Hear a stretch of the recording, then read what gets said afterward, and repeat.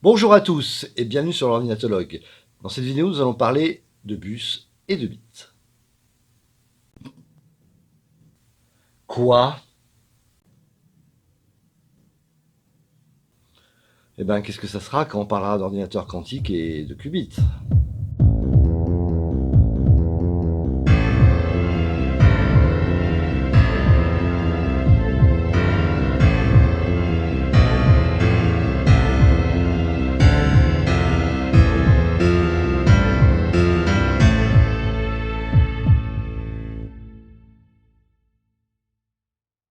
L'essor de l'ordinateur n'a vraiment eu lieu que quand il est passé en mode binaire pour ses calculs. Si le calcul binaire a été inventé par l'allemand Leibniz en 1674, il n'a réellement été utilisé dans les ordinateurs qu'à partir de 1950. En 1949, l'ENIAC, pour ne parler que de lui, était toujours en mode décimal, mais je vous renvoie à ma première vidéo sur l'histoire des ordinateurs.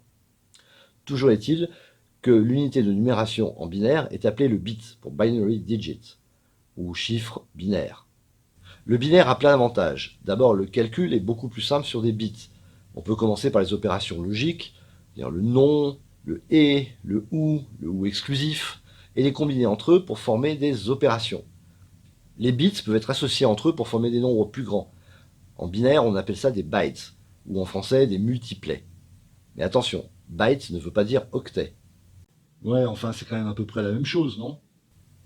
Pas du tout. La normalisation des bytes à 8 bits n'est arrivée que très tardivement. Quand on parle d'octet, on parle explicitement de 8 bits. Quand on parle de bytes, le nombre de bits est indéfini. Il peut être 15, 17, 23, 42 768. C'est la téléphonie digitale, notamment AT&T, qui a plus ou moins standardisé l'utilisation de bytes de 8 bits. Et les ordinateurs, les microprocesseurs, en 1970, ont fini par enfoncer le clou. En associant plusieurs éléments logiques sur les bits entre eux, on peut facilement faire des calculs entièrement sur des bytes. Par exemple, un additionneur ici sur 4 bits. C'est assez simple et c'est assez rapide à mettre en œuvre. Ça ne demande pas beaucoup de place et du coup, c'est arrivé très rapidement dans les microprocesseurs, ce qu'on appelle les unités logiques et arithmétiques.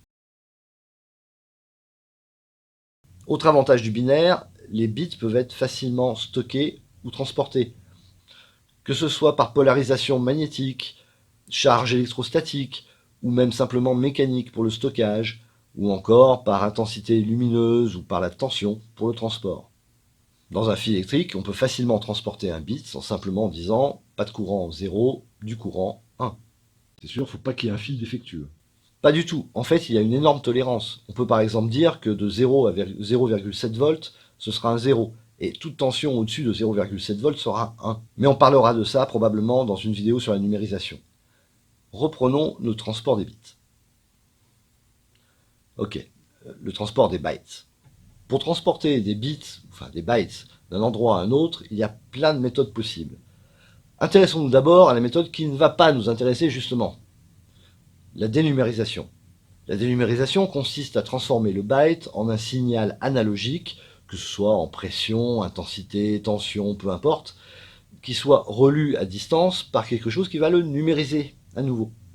Le problème de cette méthode, c'est qu'elle est très sensible aux altérations. Il suffit d'un pouillème de changement dans la valeur pour qu'au bout du compte, on ait un byte complètement farfelu. Et il y a très peu de moyens de contrôle. Une autre solution consiste à transporter tous les bits de manière parallèle et simultanée. Pour envoyer un byte de 16 bits, il nous faudra 16 fils pour envoyer chacun des bits qui composent le byte, plus un ou deux fils de contrôle pour savoir quand les valeurs doivent être lues, pour gérer le transport. L'ensemble de ces fils constitue ce qu'on appelle un bus, et dans le cas présent, un bus parallèle.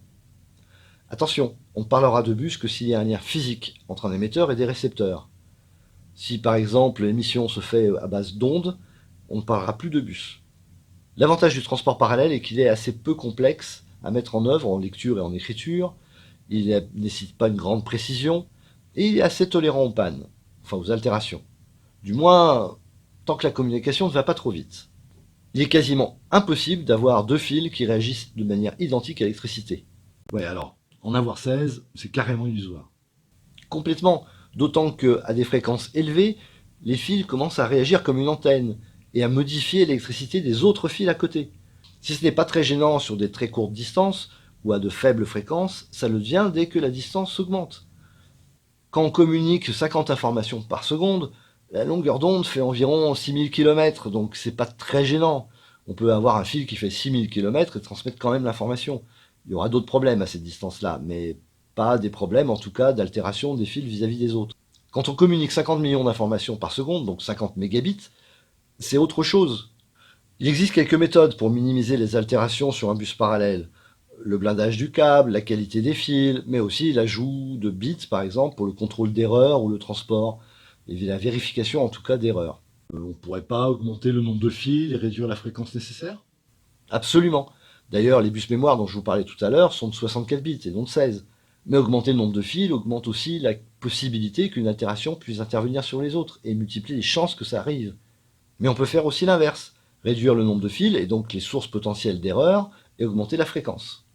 Ce qui nous amène à la dernière solution, où les bits sont transportés de manière successive et les uns à la suite des autres, de manière séquentielle, ce qu'on appelle un bus série. Pour transporter un byte de 16 bits, on n'utilisera alors plus que 2 fils. Par exemple, un fil de contrôle et un fil de transport des bits eux-mêmes, les 16 bits les uns à la suite des autres. La solution est plus complexe à mettre en œuvre au niveau des lectures et écritures, car elle nécessite de sérialiser et désérialiser en sortie. Par contre, elle est tout aussi tolérante aux pannes, voire même beaucoup plus, puisqu'il n'y a que 2 fils. Elle est beaucoup plus rapide, elle est capable d'atteindre des fréquences bien plus élevées, et surtout, elle n'utilise que 2 fils, donc très peu d'espace physique. Il existe de nombreuses implémentations des bus autour de nous, que ce soit dans la vie réelle ou que ce soit dans l'ordinateur. On va regarder dans l'ordinateur, parce que c'est quand même ce qui nous intéresse ici. Commençons par le processeur. Celui-ci communique d'abord avec la mémoire centrale, comme j'ai dit tout à l'heure, par un bus parallèle, assez large, 64 bits, mais d'une distance très courte, à peine 10 cm, et à des fréquences moyennes, entre 100 et 300 MHz. À ces fréquences-là, ça permet 64 bits, bien entendu, cela permet d'atteindre quand même 32 gigabits par seconde, ce qui est quand même assez conséquent. Pour communiquer avec les périphériques, le processeur utilise un autre bus, le bus PCI Express. Je reviendrai sur ce bus dans les vidéos sur les cartes mères, mais je peux vous dire que c'est un bus série, très rapide, capable d'atteindre des fréquences très élevées.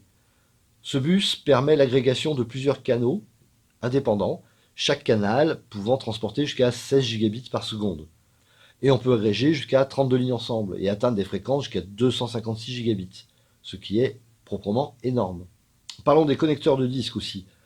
Jusque dans les années 2000, les disques durs étaient connectés à la carte mère par un bus appelé IDE ou ATA. Ce bus était basé sur un bus ISA, qui était un bus parallèle, avec des bytes de 16 bits. En 2000 fut introduit le bus SATA, ou Serial ATA. Comme son nom l'indique, c'est un bus série capable de faire transiter 16 gigabits par seconde sur des distances de 1 à 2 mètres. À titre de comparaison, l'IDE dont on parlait avant utilisait des nappes de 40 à 80 fils sur pas plus de 50 cm. Il existe de nombreux autres bus. On peut parler par exemple du bus USB, un bus série capable d'adresser jusqu'à 127 éléments et capable de transporter jusqu'à 10 gigabits par seconde. On peut aussi parler du bus Thunderbolt, qui dans sa dernière génération transportait 40 gigabits par seconde, mais à seulement 7 éléments. Et bien sûr, pour finir, la fibre optique, capable de transporter 10 gigabits par seconde sur plusieurs kilomètres, mais elle, l'avantage, elle ne souffre pas des liaisons électriques désastreuses. De toute évidence, dans l'ordinateur, les bus parallèles ont tendance à disparaître et sont remplacés petit à petit par des bus série. Certes plus complexes à mettre en œuvre, et encore, on commence à maîtriser les techniques, mais qui sont capables de beaucoup plus de distance, beaucoup plus de fréquence, de rapidité, et sont capables surtout d'être tirés d'un point à un autre avec 2 ou 3 fils, voire 7 éventuellement. De plus en plus, la communication entre les éléments dans l'ordinateur utilise des technologies basées sur les réseaux, et les réseaux utilisent principalement des bus série, ce qui amènera forcément plus ou moins à un moment une convergence entre les bus et les réseaux. Mais nous en parlerons plus tard. Merci d'avoir regardé cette vidéo. Si vous avez aimé, n'oubliez pas de mettre un pouce bleu et surtout partagez-la au maximum, c'est le seul moyen que la chaîne a de se faire connaître et ça serait super sympa de votre part. Et bon, éventuellement abonnez-vous, comme ça vous ne raterez pas les prochaines vidéos. Merci à tous et à bientôt.